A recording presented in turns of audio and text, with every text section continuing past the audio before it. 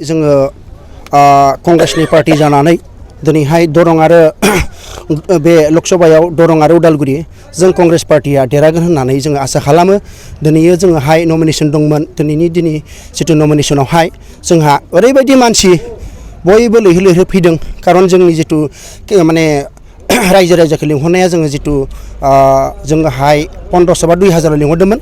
नाथाय दिनैनि दिनाव जों कंग्रेसनि बेनारखौ नुबाय जे बयबो मोजां मोननानै जे जोंनि कंग्रेस दलाव बयबो जगदान होनानै माने नमिनेशन दोना माने जिखिनि मानसि जों मोननांगौ माने हाजार हाजार मोननायखाय जों गोजोननाय मोनदों।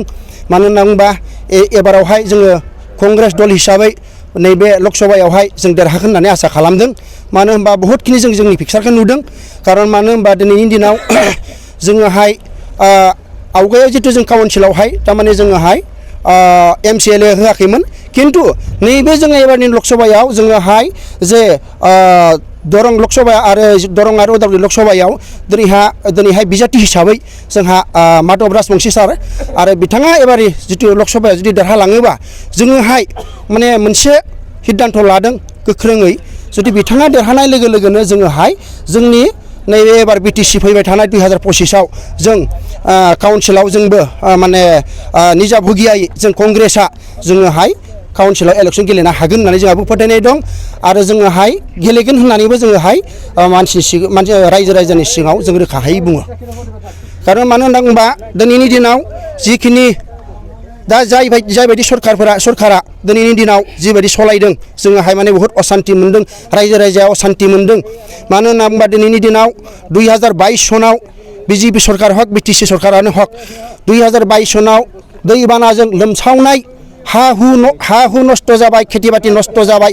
बिथांमोना दिनैनि दिनाव जे रायजो राजानो दैबानाजों खेथि बाथि नष्ट जानायखौ खेतिपूरन होआखै। आरो दिनैसिम 2022निफ्राय दिनै 24आव हाबगासिनो दङ। दिनैनि दिनाव सोरनिबा हाया ओरैबायदि पाहार बायदि जानानै दङ, बाला बुखांना दोनदों। दिनैसिमबो बे रायजो राजाफोरा दब्लायसे बिगासे गायनो हायाखै। दा ओंखायनो रायजो राजाफोरा सानखांनाय फैदों जे जोङो एबाराव कंग्रेसखौनो जों देरहाहोनाया मोजां जागोन नामा होननानै जे रायजो राजाया मोनसे सिन्था खालामदों। मानो होनना बुंबा दिनै उत्तर ओनसोलाव दिनै जोंहा BJPनिफ्राय जितु बिजाथि हिसाबै जितु दिलीप सैकिया सार दङमोन दिनै उत्तर ओनसोलाव जेबो नायाखै आरो उत्तर ओनसोलाव जेबो डेभेलप खालामाखै। खारन मा हिसाबै मा साहसै बिथाङा देग्लायनि जितु लकसभायाव उत्तर ओनसोलाव मा हिसाबै मा साहसजों बिथाङा जे रायजोफोरनिफ्राय भट बिनो नागिरदों। जों आसरित जादों। दा ओंखायनो जोंनि रायजो राजायानो बुजिनांगोन जोंखौ बबे हाखराव खोलैना दोनदों।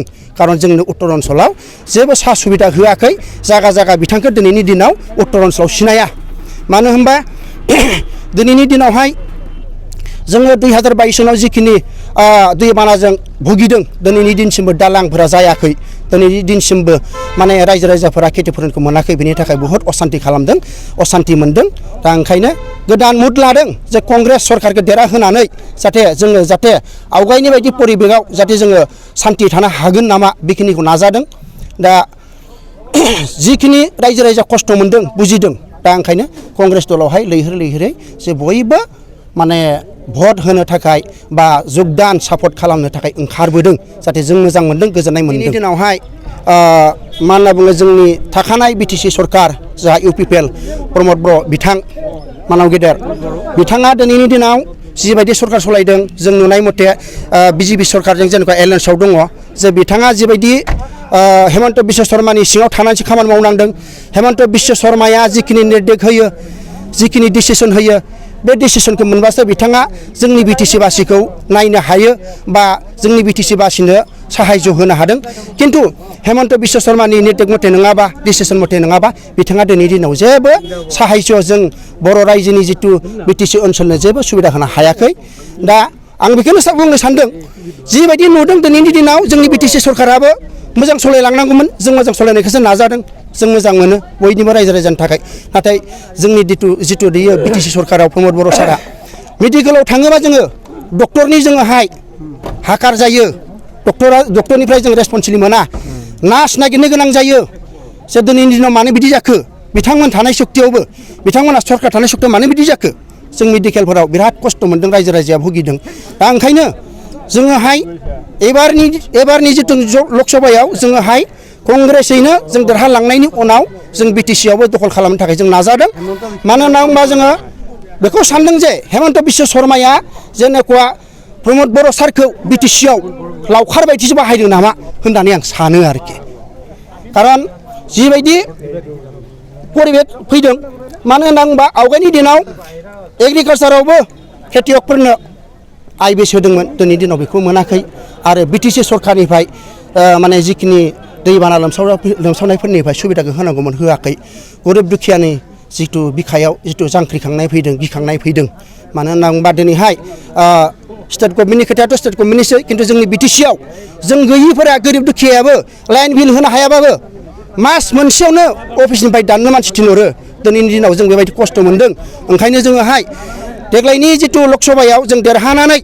फैगोन बोसोर जिथु 2025आव काउन्सिल इलेक्सनाव जों कंग्रेसआबो जाहाथे जोङोहाय काउन्सिल गेलेनो थाखाय जों रेडि जानानै दं आरो